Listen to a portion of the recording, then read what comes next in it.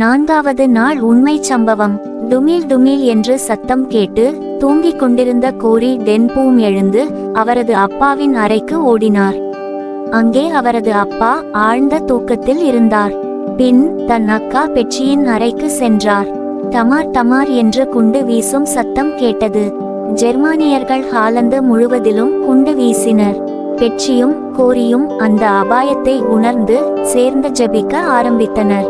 ஹிட்லரின் இராணுவம் ஹாலந்து முழுவதையும் ஆக்கிரமித்து 4 வருடங்களாக யூதர்களை அழித்து வந்தனர். யூதர்கள் பயந்து நடுங்கினர். யூதர்களுக்கு அது மிகுந்த உபத்திரவ காலமாயிருந்தது. கெஸ்டபோ என்ற இரகசிய போலீஸ் யூதர்களை விசாரணைக்காக அழைத்துச் சென்று துன்புறுத்தி வந்தனர். யூதர்களுக்கு பொது இடங்களில் அனுமதி மறுக்கப்பட்டது. கோரியின் குடும்பத்தினர் இந்நிலையைக் கண்டு மிகுந்த வேதனை அடைந்தனர். ஒரு நாள் டக் டக் என்று யாரோ கதவை தட்டும் சத்தம் கேட்டது.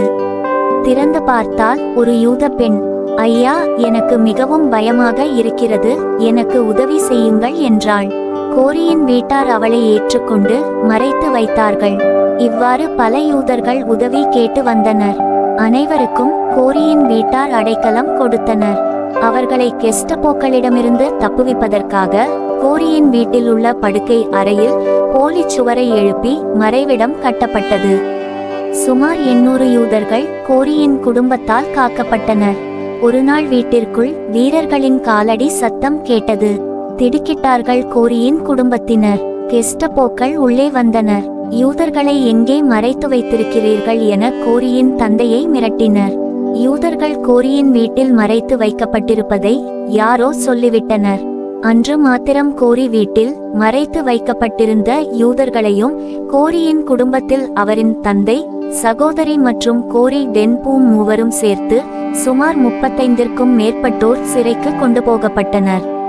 கோரி சிறைக்கு செல்லும் முன் தனது பையில் வேதாகமம், நூல், ஊசி, கம்பளி ஆடை ஆகியவற்றை எடுத்துச் சென்றார். சிறையில் கோரியின் தந்தை சத்தமாக சங்கீதம் 95 வாசித்தார். அங்கே 10 நாட்கள் கழித்து 84 வயது நிரம்பிய கோரியின் தந்தை காஸ்பர் சிறையிலேயே மரணமடைந்தார். 10 மாதங்கள் கோரியும் அவரது சகோதரி பெட்சியும் வெவ்வேறு சிறையில் இருந்தனர். பின்னர் இருவரும் ரேவன்ஸ்பெர்க்கிற்கு அனுப்பி வைக்கப்பட்டனர். ஒருவேளை வேதாகமம் கோரியிடம் இருப்பது கண்டுபிடிக்கப்பட்டால் கடுமையான தண்டனை விதிக்கப்படும். ஆகவே ஆண்டவரே, உமது தூதர்களை அனுப்பி என்னை மூடி மறைத்து கொள்ளும் என ஜெபித்தார் கோரி. என்ன ஆச்சரியம்! சிறையில் உள்ள அனைவர் உடைகளும் சோதனை செய்யப்பட்டது. ஆனால் கோரியின் வேத புத்தகமோ யாருடைய கண்களிலும் படாதவாறு கர்த்தர் பாதுகாத்தார். ரேவன்ஸ்பெர்க்கில் பெண்கள் வைக்கப்பட்டிருந்த முகாம் சிறு பூச்சிகளால் நிறைந்திருந்தது. இப்படி பூச்சிகள் அதிகமாக இருப்பதால் தான் காவலர்கள் அடிக்கடி இந்த பகுதிக்கு வருவதில்லை என கோரியும் பெட்சியும் ஆண்டவருக்கு நன்றி செலுத்தியும் வந்தனர். ஒவ்வொரு நாள் இரவும் கோரி தான் மறைத்து வைத்திருந்த வேதத்தை எடுத்து சத்தமாக வாசித்து டச்சு மொழியில் மொழிபெயர்ப்பார். பின்பு சிறையில் உள்ள யாவரும் புரிந்து கொள்ளும் வகையில் ஜெர்மன் மொழியில் மொழிபெயர்ப்பாளர்கள் மொழிபெயர்த்து சத்தமாக சொல்வார்கள். அங்குள்ள சிலர் ரஷ்ய மொழியிலும் இன்னும் பல மொழிகளிலும் மொழிபெயர்ப்பார்கள். ஒவ்வொரு நாள் இரவிலும் அவர்கள் வாசிக்கும் வேத வசனமே அடுத்த நாளின் சிறையில் செய்யும் வேலைக்கு அவர்களுக்கு வலிமையை கொடுத்தது. கொடூரமான வியாதி ஒன்று பெட்சியை தாக்கி அந்த வேன்ஸ்பெர்கில் உள்ள சிறையிலேயே பெட்சி மரணமடைந்தார். கோரியோ சிறையிலிருந்து விடுவிக்கப்பட்டார். சிறையில் இருந்து விடுவிக்கப்பட்ட கோரி கிட்டத்தட்ட 64 நாடுகளுக்கு சென்று இயேசுவின் அன்பை கூறினார்.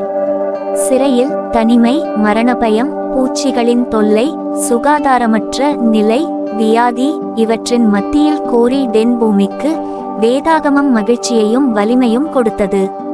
வேதாகமத்தை வெளிப்படையாக வைத்திருக்க இயலாத சூழலிலும் தைரியமாக தன் உயிரையும் பணயம் வைத்து வேதம் வாசிப்பதோடு நிறுத்தாமல் சிறையில் இருக்கும் பிறருக்கும் அதனை மொழிபெயர்த்து கற்றுக் கொடுத்தார் கோரி.